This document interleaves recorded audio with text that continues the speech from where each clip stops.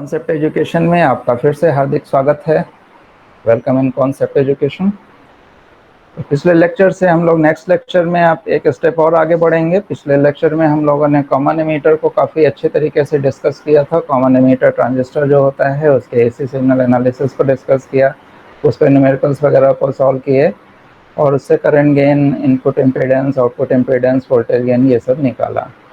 अब हम लोग आज कॉमन कलेक्टर की बात करते हैं। कॉमन कलेक्टर में इन वैल्यूज़ को निकाल करके देखते हैं कि ये वैल्यूज़ क्या आती हैं और इनके क्वेश्चंस में हम लोग सॉल्व करके क्या निकालेंगे। तो चलिए हम लोग आगे बढ़ते हैं नेक्स्ट लेक्चर की तरफ अपने।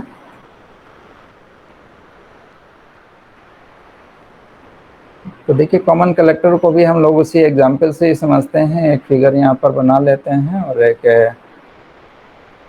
कॉमन कलेक्टर में अगर आपको पता है तो अच्छी बात है, नहीं पता है तो आपको ये मालूम होना चाहिए कि यहाँ पर जो आउटपुट लेते हैं वो एमीटर से लेते हैं। यहाँ से आउटपुट लिया जाता है, दिस इज द V0। और ये जो होता है ये सीधे सीधे VCC सप्लाई से जुड़ा हुआ है। मान लीजिए 12 वोल्ट है या किसी से भी जुड़ा हुआ है। यहाँ एक कैपेसिटर लगा हुआ है, यहाँ पर एक सप्लाई वाई VI लगी हुई है और यहाँ पर एक कैपेसिटर के थ्रू आप लगा दीजिए तो ज़्यादा अच्छी बात है। एक कैपेसिटर से लगा दिया तो आउटपुट अगर आप एमीटर से ले रहे हैं तो ये कॉमन कलेक्टर कहलाता है। ये ध्यान रखिए कि अगर हम आउटपुट को कलेक्टर से लेते हैं तो वो कॉमन एमीटर कहलाता है, अगर आउटपुट को हम एमीटर से लेते हैं तो वो कॉमन कलेक्टर कहलाता है। तो दिस इज द जो एबव मॉडल ये आपको बना हुआ है, ये है common collector mode, common collector.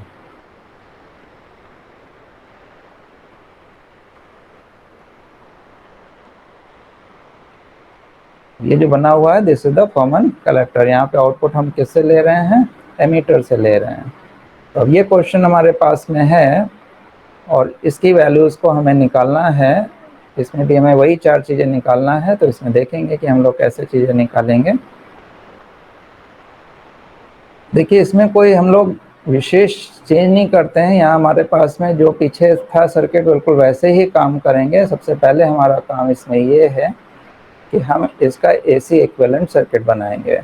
तो सबसे पहले हम लोग इसका AC इक्विवेलेंट सर्किट बनाएंगे।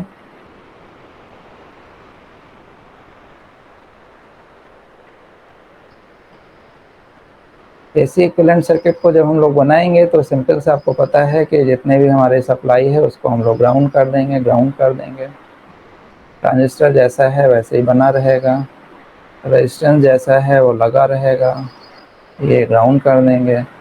कैपेसिटर को शॉर्ट कर देंगे, यहाँ से हमें V0 लेना है, ये कैपेसिटर शॉर्ट हो गया है और ये VI है। AC सोर्स ग्राउंड नहीं होता है, AC सोर्स लगा रहेगा, DC सोर्स सारे ग्राउंड हो जाएंगे, कैपेसिटर शॉर्ट हो जाएगा और ये हमारा बन गया इसका AC इक्विवेलेंट सर्किट। अब यहाँ पर इसका लो फ्रिक्वेंसी मॉडल बनेगा ट्रांजिस्टर का।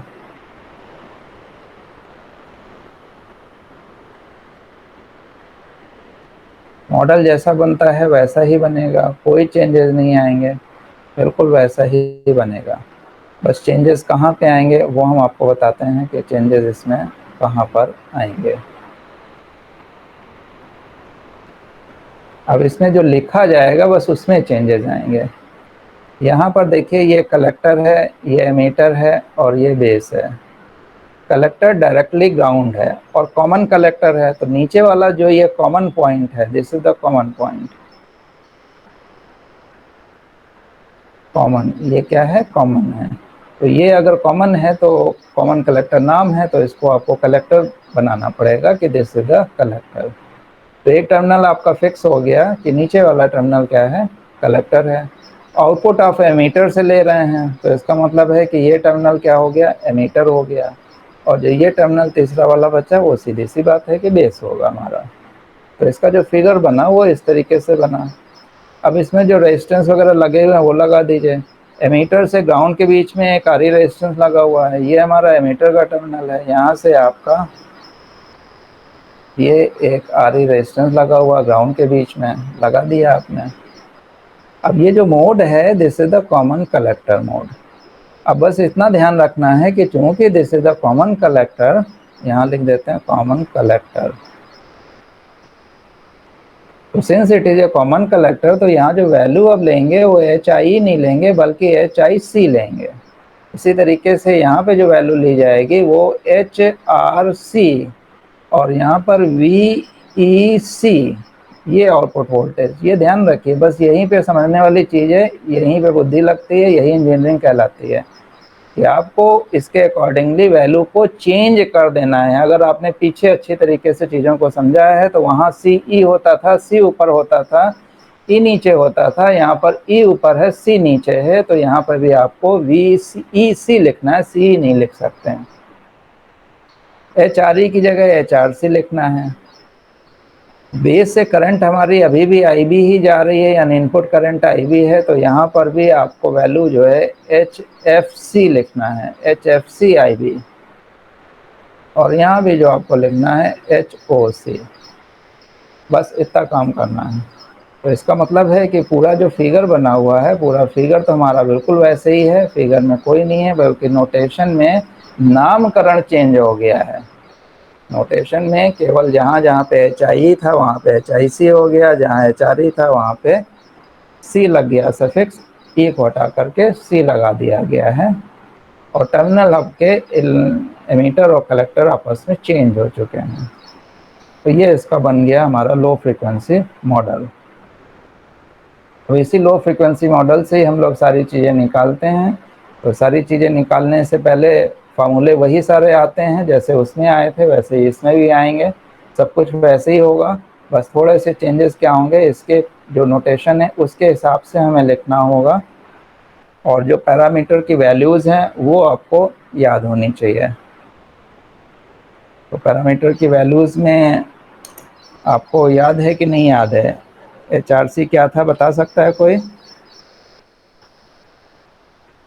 HRC की वैल्यू क्या थी, HIC की वैल्यू क्या थी? HRC 2.5 into 10 की पावर -4। HRC लगभग 1 था। गलत।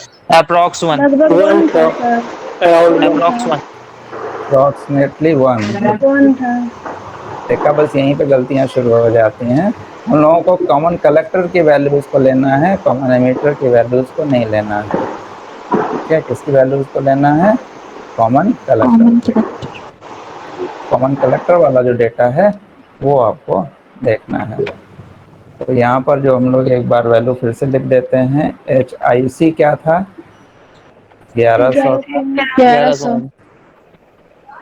HRC क्या था? अप्रॉक्स 1 था।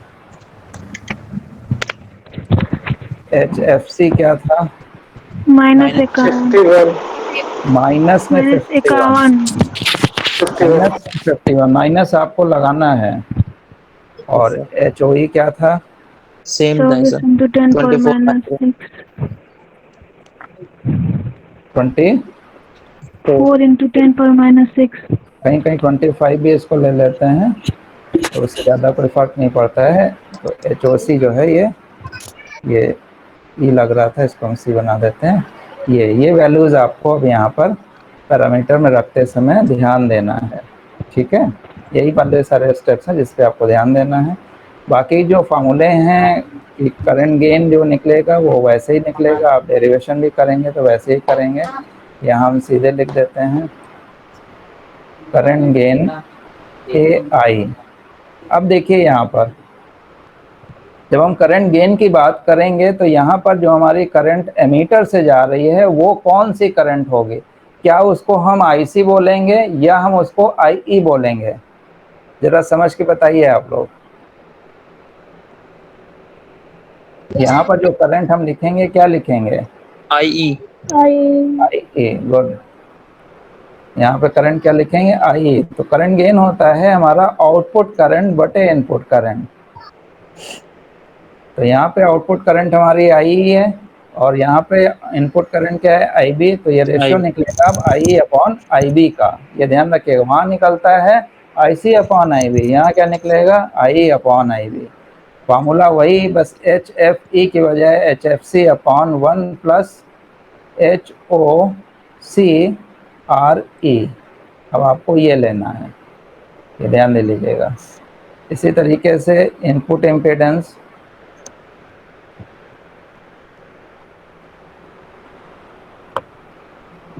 ZI बराबर वहाँ क्या था HIC माइनस, और जो कुछ आपकी वैल्यू है वो ऐसे ही लेंगे HRE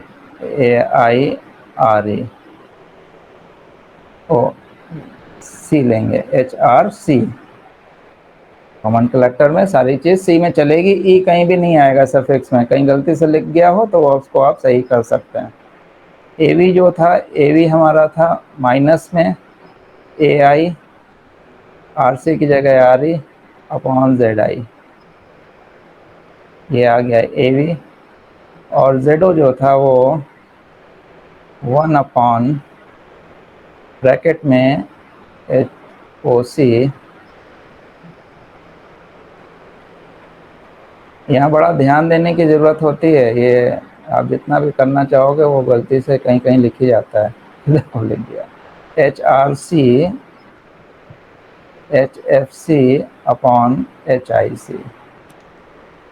ये वैल्यू सब आप लोगों को याद हो गई होंगी, नहीं याद हुई हैं तो इनको आप याद कर लीजिएगा। तो ये चारों वैल्यूज़ आपकी आ गई हैं। जो चीज़ आपको निकालनी होती हैं वो इसी से आपको सॉल्व करना होता है और इसी से निकालना होता है। आप लोग एक काम करिए, इसका पूरा स्क्रीनशॉट ले लीजिए पहले अपने मोबाइल में। सभी लोग इसका स्क्रीनशॉट लीजिए क्योंकि फॉर्मूलों को आपको देखना होगा पीछे, अभी हम लोग को क्वेश्चन देंगे तो उसमें यूज़ करिएगा इसको। स्क्रीनशॉट ले लीजिए सभी लोग।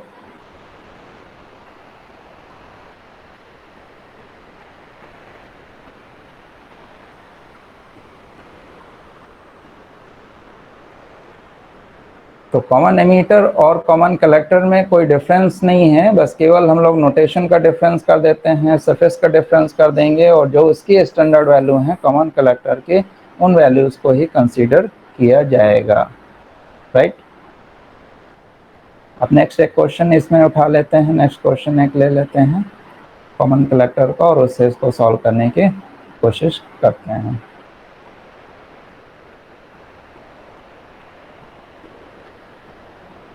तो लिख देते हैं पहले question on common collector amplifier.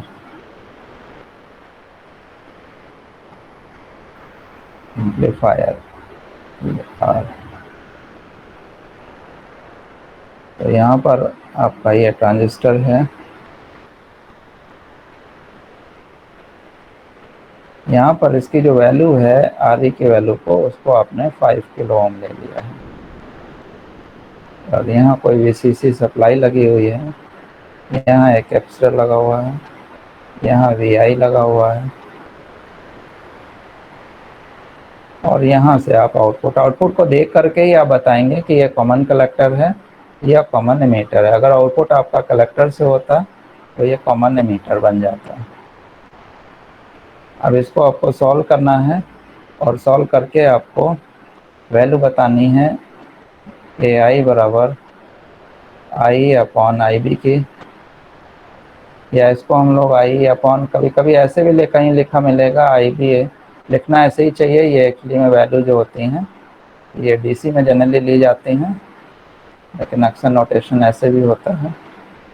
ZI बराबर निकालना है आपको VBC अपॉन IB, फिर आपको AV बताना है। AV यहाँ पर जो आउटपुट वोल्टेज है वो क्या है, VEC, और अपॉन में इनपुट वोल्टेज है VBC, ये ध्यान रखिएगा। और ZO बराबर क्या है, VEC अपॉन IE। ये वैल्यूज़ आपको चारों वैल्यूज़ बतानी है। तो चारों वैल्यूज़ को सॉल्व करिए और आंसर बताइए। तो सबसे पहला हमारा जो है वो हम लोग निकालते हैं करंट गेन। माइनस प्लस का ध्यान रखा जाएगा, फार्मूले को जैसा स्टैंडर्ड फार्मूला है वही यूज़ किया जाएगा। डेटा जो कुछ है उसमें जो वैल्यू है उसी को यूज़ करना है। ए आई बराबर आई अपॉन आई बी बराबर H F C upon 1 plus H O C into R E. यहाँ वैल्यू रख दीजिए, इसकी वैल्यू है -51, 1 प्लस इसकी वैल्यू है 24 इंटू 10 की पावर -6 इंटू 5 इंटू 10 की पावर 3। इसको सॉल्व करके बताइए कितना आया ये। माइनस में वैल्यू आएगी -45.535।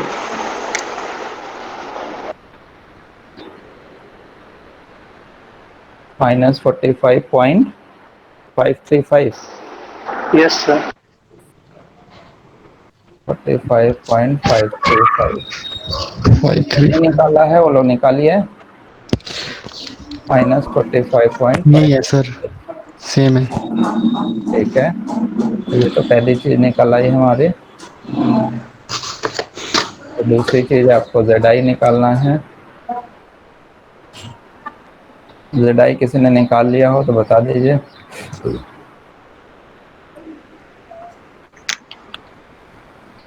1100.227। कितना? 1100.272। नहीं,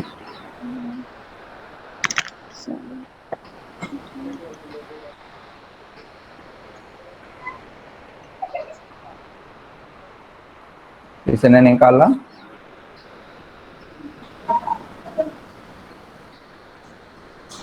वैल्यू को सही सही रखिए। देखिए यहाँ पर जो डेटा आपका सी वाला है कॉमन कलेक्टर, उसको रखना है। यहाँ पे लोग बहुत गलतियाँ करते हैं, इसीलिए हम रुक गए हैं यहाँ भी, हमने लिखा नहीं आगे।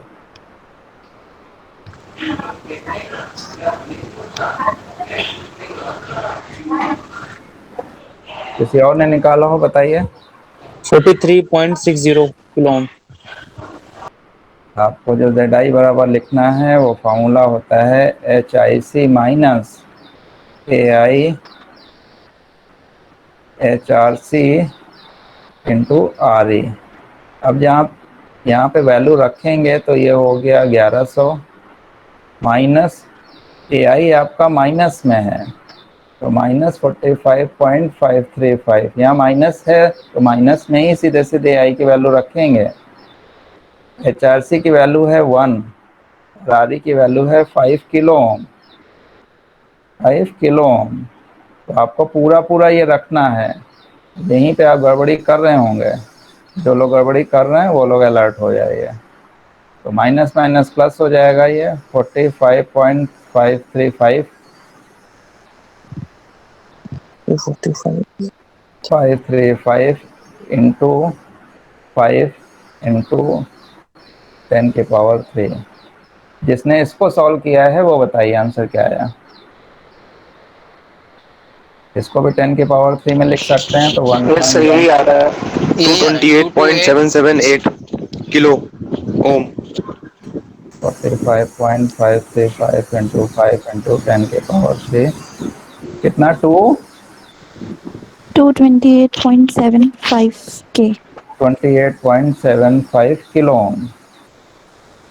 ठीक है, यस सर। अब देखिए सर यहीं 7 है, 2 बार 7 है। आप इसी में पड़े रहोगे 7 में। बात समझने की, जो यहाँ समझने की चीज़ है उसको आप समझ लीजिएगा कि यहाँ पे करंट गेन को जैसा आया है माइनस में वैसा ही पुट करना है, और जो पैरामीटर है उसकी वैल्यूज को सही सही एच आर सी की वैल्यू को 1 रखना है। बहुत से लोग इसमें 2.5 रख देते हैं,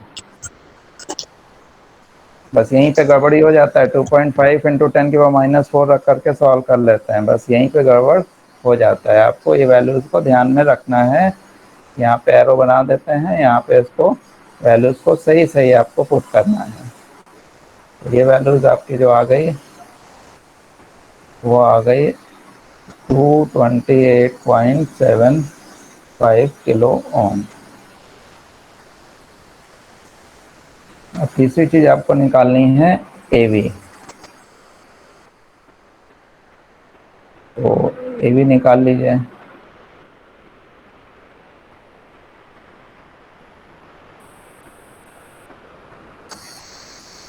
सर AV आ रहा है 0.9951।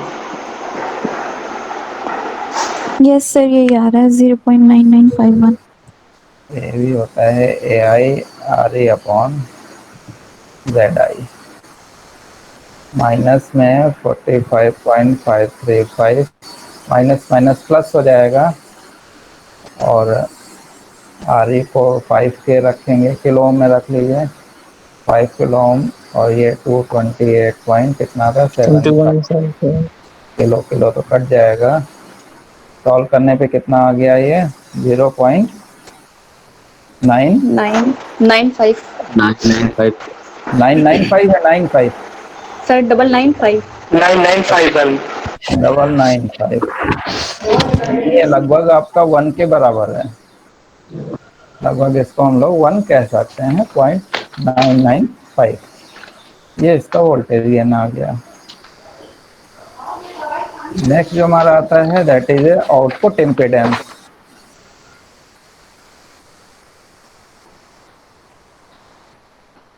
आउटपुट इम्पीडेंस में भी वही फार्मूला लगेगा, Z0 इसमें निकालेंगे, Z0 बराबर 1/HOC माइनस HRC HFC/HIC। उसको रख करके बताइए कितना आया। So 21.55 आ रहा है। 21.55। 21.55। Yes sir.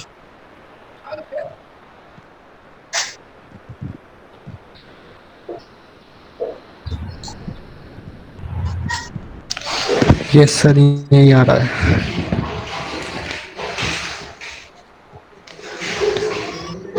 21.55 पूरी वैल्यू आ रही है या कोई किलो वगैरह में आ रही है? सर पूरी वैल्यू आ रही है, सर पूरी वैल्यू है। 21.557। मतलब किलो वगैरह नहीं आ रहा ना, नहीं सर। जैसे वहां पे आया था ना 79 किलो ओम आया था, यहाँ पर नहीं आ रहा। यहाँ कितना आ रहा? 21.557। 21.5। 5574। 21.55 ohm. Yes sir. Yes. Yes sir. 21.55 ohm, ohm. Yes sir. Yes ये सर। वैल्यू आपकी यहाँ पे आ गई। तो ये 1 आया है 21.55, तो यहाँ हम लोग वैल्यू को लिख देते हैं।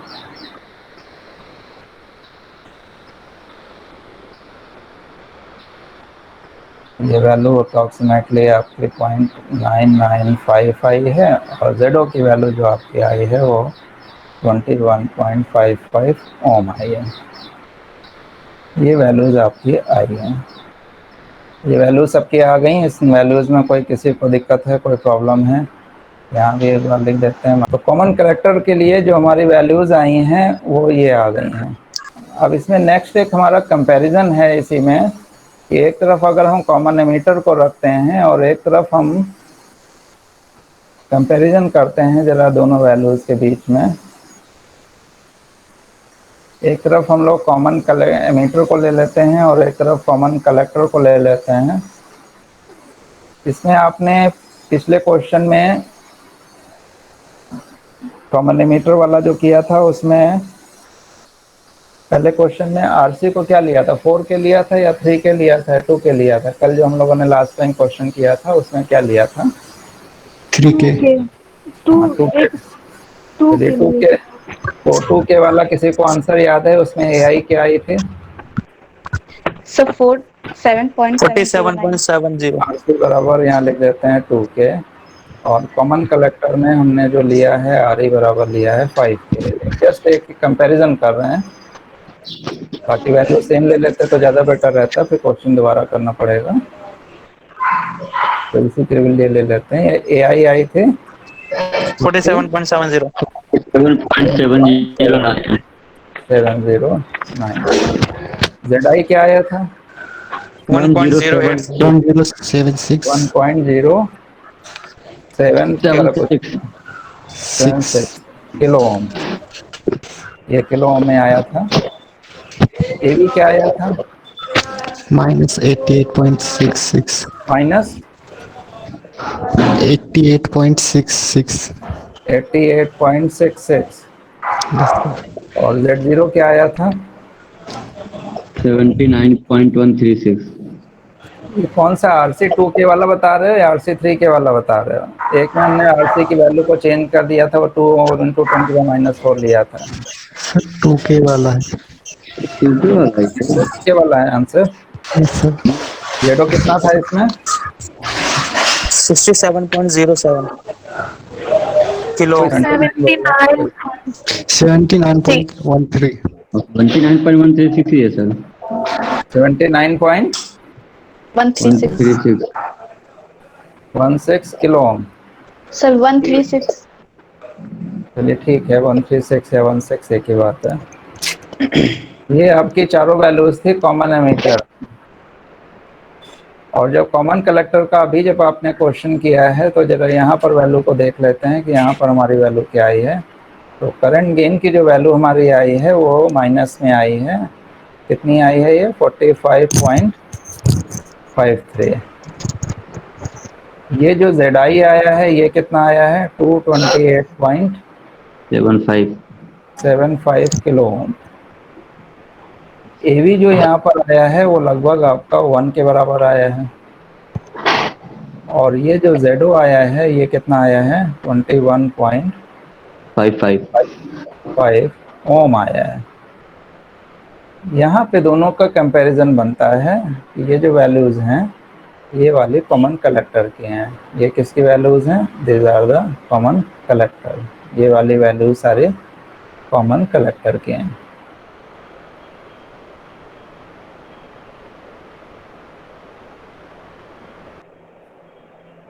दोनों के कंपैरिजन लिस्ट में हम ये देखने में मिल रहा है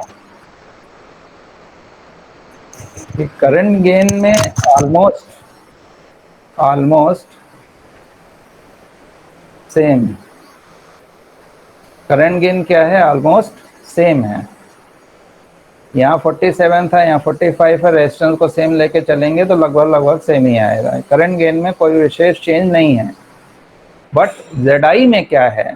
ZI वहां पे 1 किलो ओम था, यहाँ पर कितना हो गया? 228 गुना बढ़ गया। Oh my God.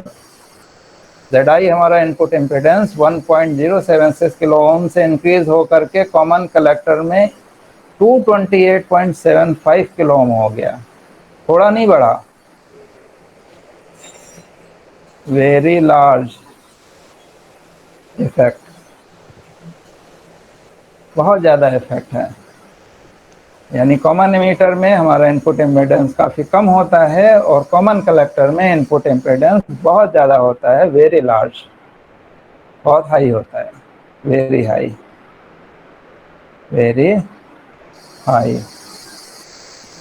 Voltage gain की बात कर लें, 88.66, कॉमन कलेक्टर में 1।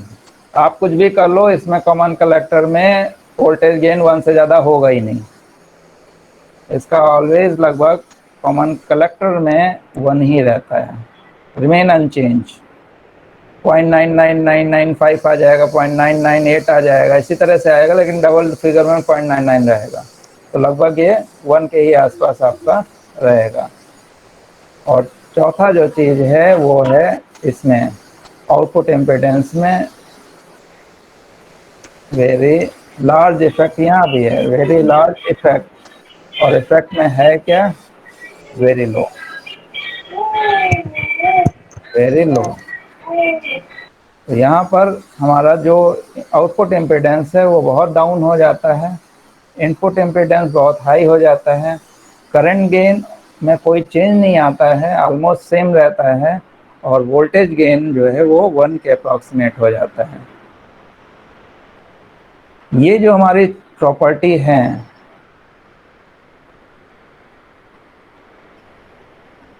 ये प्रॉपर्टी हमारी किसी खास ट्रांजिस्टर के लिए, जब हम किसी ट्रांजिस्टर को किसी खास प्रयोजन में यूज़ करते हैं उसके लिए ज़रूरत रहती हैं, रिक्वायर्ड रहती हैं।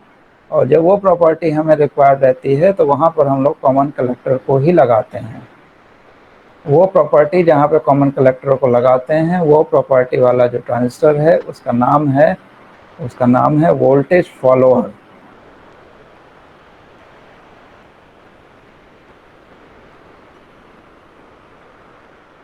या एमीटर फॉलोअर। एमीटर फॉलोअर का मतलब क्या होता है, जो इनपुट को फॉलो करे वोल्टेज वाइज। तो यहाँ पर देखिए अगर, तो यहाँ पर वोल्टेज V आउटपुट बटे V इनपुट अगर हम लिखें तो लगभग वो 1 है। इसका मतलब है V0 बराबर VI। तो आउटपुट हमारा किसको फॉलो कर रहा है, इनपुट को, इसलिए इसको वोल्टेज फॉलोअर भी कहते हैं, इसको एमीटर फॉलोअर भी कहते हैं। और इस एमीटर फॉलोअर को कहा जाए या वोल्टेज फॉलोअर को कहा जाए, इसका अगर आपसे वोल्टेज गेन पूछा जाए तो वैल्यू आपकी चाहे जो कुछ दी हो सर्किट में, चाहे जो रेजिस्टेंस दिए हों, आपको गेन हमेशा 1 बताना है। वोल्टेज गेन आपसे पूछा जाए सोते समय भी तो आपको क्या बताना है, वोल्टेज गेन 1। वोल्टेज गेन क्या बताना है, 1 बताना है। वोल्टेज गेन वोल्टेज फॉलोअर का या एमीटर फॉलोअर का ऑलवेज 1 होता है, और इसी को हम लोग कॉमन कलेक्टर मोड भी बोलते हैं। कॉमन कलेक्टर मोड को ही हम लोग एमीटर फॉलोअर भी कहते हैं, वोल्टेज फॉलोअर भी कहते हैं। और इसकी इसी 1 वाली प्रॉपर्टी की वजह से, जिसमें हमें यह दिख रहा है कि V0 बराबर VI के होता है, इसी की वजह से इसका नाम वोल्टेज फॉलोअर पड़ा है या एमीटर फॉलोअर पड़ा है। दूसरी बात होती है कि वोल्टेज फॉलोअर या एमीटर फॉलोअर या कॉमन कलेक्टर की खास प्रॉपर्टी होती है। क्या खास प्रॉपर्टी होती है, इनकी खास प्रॉपर्टी ये होती है कि इनका इनपुट इम्पीडेंस, इनकी खास प्रॉपर्टी ये है कि इनका इनपुट इम्पीडेंस वोल्टेज फॉलोअर, आपको कॉमन कलेक्टर के नाम से नहीं कहा गया, आपसे कहा गया what will be the property of voltage follower. तो वोल्टेज फॉलोअर आपको मालूम होना चाहिए कि ये nothing but it is a common collector, और इसकी प्रॉपर्टी में input impedance very high. Input impedance क्या कहेंगे, वेरी हाई। हम आपसे कल पूछेंगे, नेक्स्ट लेक्चर में आपसे 2-4 लेक्चर हो जाने के बाद पूछेंगे कि वोल्टेज फॉलोअर में इनपुट इम्पीडेंस क्या होता है, वेरी हाई, बहुत ज़्यादा होता है। आउटपुट इम्पीडेंस क्या होता है, आउटपुट इम्पीडेंस क्या होता है, output impedance very low. Output impedance very low, input impedance very high. Voltage gain 1, current gain almost same as a common emitter.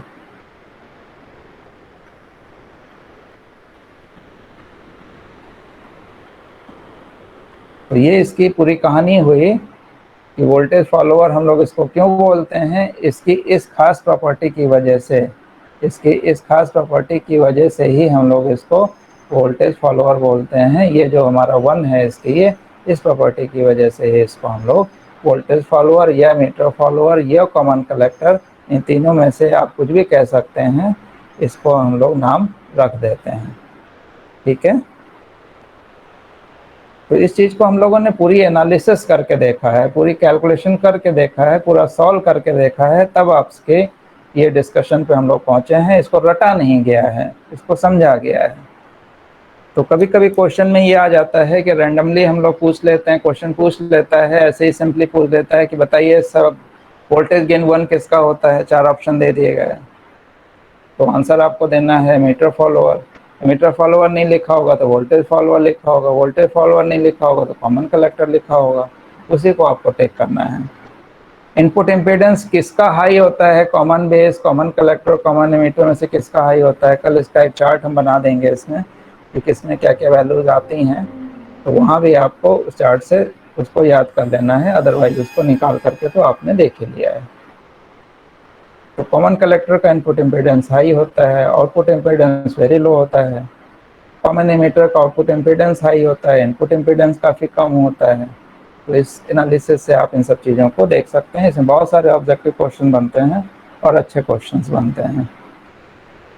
तो नेक्स्ट लेक्चर में हम लोग इसके आगे की चीज़ों को पढ़ेंगे। इसके आगे के जो कॉम्बिनेशन है उसमें कॉमन एमीटर और कॉमन कलेक्टर दोनों को जोड़ करके एक चीज़ हम लोग बनाएंगे इसमें। और कल का लेक्चर थोड़ा सा इम्पोर्टेंट होगा और थोड़ा टिपिकल भी होगा। जो लोग इसको पढ़ेंगे समझ लेंगे उनको कभी कोई दिक्कत नहीं आएगी। इसके जो अंदर की डेप्थ है वो सब आपके समझ में अच्छी तरह से आ जाएगी। तो जब हम लोग एसी की बात करते हैं, एसी एम्प्लीफिकेशन की बात करते हैं, तो उसमें ये नहीं 4 चीज़ों को हम लोग निकालते हैं और यही हमारे आंसर्स एसी एम्पलीफायर्स के बनते हैं। यही करंट गेन है और यही वोल्टेज गेन है। तो नेक्स्ट लेक्चर हम लोग कल देखेंगे। आज आप लोगों का लेक्चर यहीं ख़त्म होता है। आपका दिन शुभ हो। Thanks for watching. Bye bye. Have a nice day.